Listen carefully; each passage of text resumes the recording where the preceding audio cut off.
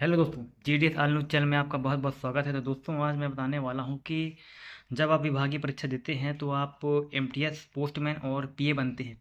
तो इन पोस्टों में क्या क्या वर्कलोड होते हैं, कैसे काम होते हैं, कितना समय होता है, कितने घंटे का रहता है, मैं सब कुछ बताऊंगा इस वीडियो में। यदि आप जानना चाहते हैं तो इस वीडियो को पूरा अंत तक देखें। यदि आप चैनल में नए हैं तो चैनल को सब्सक्राइब कर लीजिएगा, और यदि आप जुड़े हुए हैं तो इस वीडियो को पूरा देखिए। किसी का कमेंट आया था कि मैं MTS और पोस्टमैन और PA के वर्कलोड के बारे में बताइए, तो उसी के रिगार्डिंग मैंने ये वीडियो बनाई है। यदि इस वीडियो में कोई कमी रह गई हो या कुछ चीज़ और आपको पूछना हो तो आप पूछ सकते हैं। तो चलिए दोस्तों, शुरू करते हैं कि आपके प्रमोशन लेने के बाद आपके पद में कौन कौन से काम होते हैं। तो चलिए शुरू करते हैं।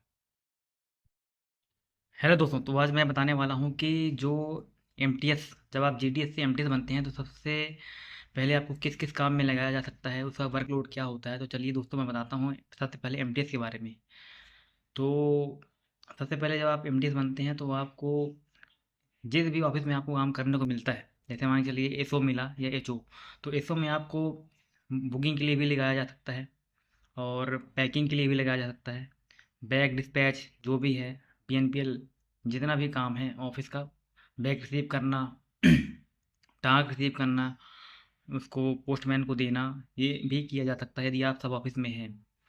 तो ये सब ऑफिस में आपको पहला ये हो गया, और दूसरा ये हो सकता है कि आपको ऑफिस भी खोलना पड़े या बंद करना पड़े, क्योंकि वहाँ के कर्मचारी नहीं होते हैं।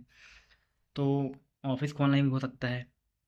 और जितना भी फिजिकल के अलावा जितने भी काम होते हैं, जैसे बुकिंग वगैरह जो भी जितना भी है, तो वो सब का काम करना पड़ेगा। और 10 से लेकर 6 बजे तक, यानी कि 8 घंटे से 8 घंटे की सर्विस तो देनी पड़ेगी, 9 घंटे भी हो सकते हैं।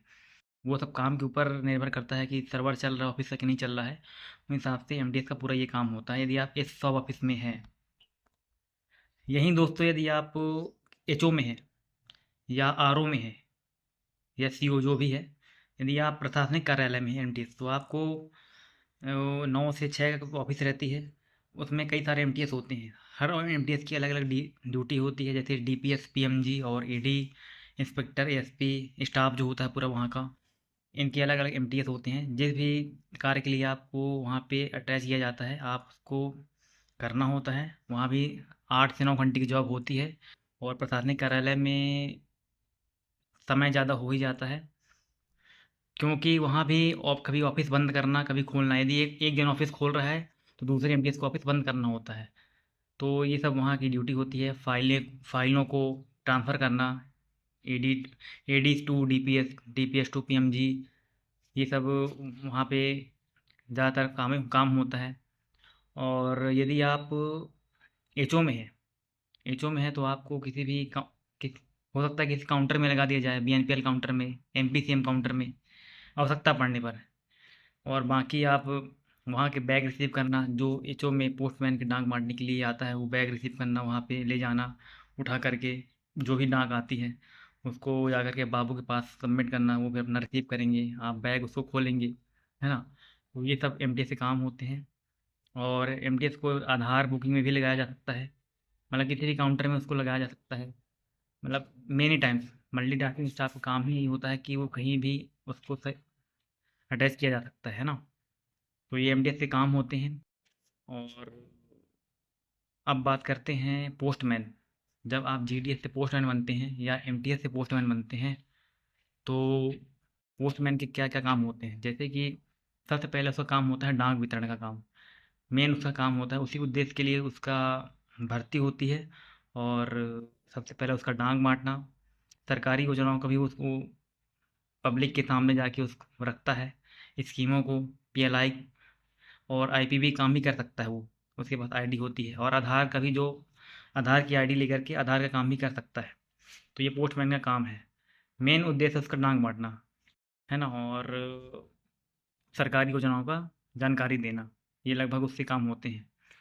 और जब आप पोस्टमैन में डाक बांटते हैं तो उसको मोबाइल में उसका वितरण करना, और शाम को जब उसको रिटर्न देते हैं तो रिटर्न सहित पूरा ब्यौरा आपको अपने सहायक PA, जो भी आपका डाक वितरण PA है, उसको देना होता है। तो ये पोस्टमैन का मुख्य काम होता है। हेलो दोस्तों, और दोस्तों यदि यदि आप बाबू बनते हैं तो मान के चलिए आप सब ऑफिस में हैं।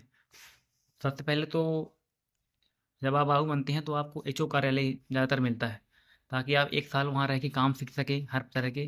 फिर जब आपका ट्रांसफ़र होता है कभी भी 3 साल बाद, तो उस हिसाब से आपको काम दे दिया जाता है ना। तो सबसे पहले उसका काम क्या होता है कि 10 से 6 8 घंटे उसकी प्रॉपर सर्विस रहती है। उसको किसी भी काउंटर में, फिनाइकल में, बैंकिंग का काम, बचत का, और बीएनपीएल में भी लगाया जा सकता है उसको। और एसबीसीओ में, जो आपका एसबीसी होता है, उसमें लगा देते हैं। अकाउंटेंट ऑफिस में लगाया जा सकता है। डीओ ऑफिस में बाबू रहते हैं, और सीओ आरओ में भी बाबू रहते हैं।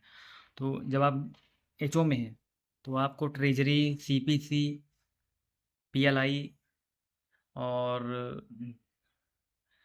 पीए मेल में, पीए पार्सल में, और आईडीसी के रूप में भी कहीं ना कहीं लगाया जा सकता है आगे चल के। ये तो प्रमोशन के आधार पर होता है। और यदि आप डीओ में हैं, डीओ में है तो किसी भी ब्रांच में आपको दे दिया जा सकता है काम। उसमें आधिकारिक काम होते हैं, ऑफिशियली काम होते हैं, प्रशासनिक कार्यालय है वो।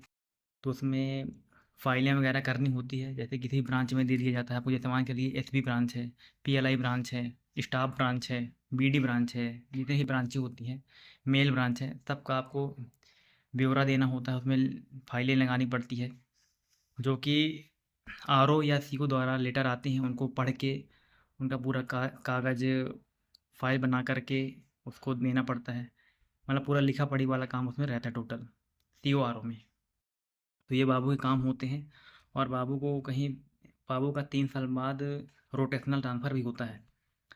उनका हर 3 साल में ट्रांसफ़र होता रहता है, और आवश्यकता पड़ने पर उन्हें डेपुटेशन में भी भेजा जा सकता है। एक डेपुटेशन की निश्चित अवधि 6 महीने की होती है। मतलब 6 महीने तक किसी अन्य ऑफिस में भी अटैच किया जा सकता है। इसका भत्ता भी मिलता है सर, 2 दिन का, मतलब हर दिन का। तो आप, ये सब बाबू के काम होते हैं। और बाबू के काम में कई तरह के भी काम होते हैं कि उसमें टाइमिंग कोई वो नहीं रहता। 8 घंटे तो नॉर्मल होते हैं, 9 से 10 घंटे भी हो जाते हैं, क्योंकि कभी कभी सर्वर इशू भी होता है। तो ये सब चीज़ें रहती हैं दोस्तों। तो ये सब एमटीएस, पोस्टमैन और पीए के ये सब वर्कलोड होते हैं। और इससे रिलेटेड यदि कुछ भी जानकारी आपको चाहिए हो तो आप मेरे को कमेंट करिएगा, मैं बता दूंगा। धन्यवाद।